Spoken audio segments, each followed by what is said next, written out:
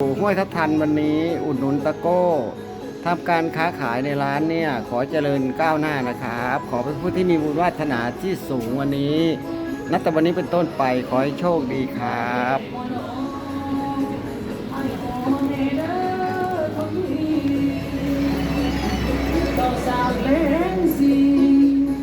คนดี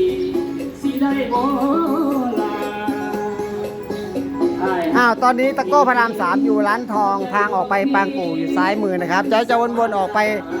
ข้างหน้านะครับวันนี้จะวนออกไปรอบข้างถนนนะครับวันนี้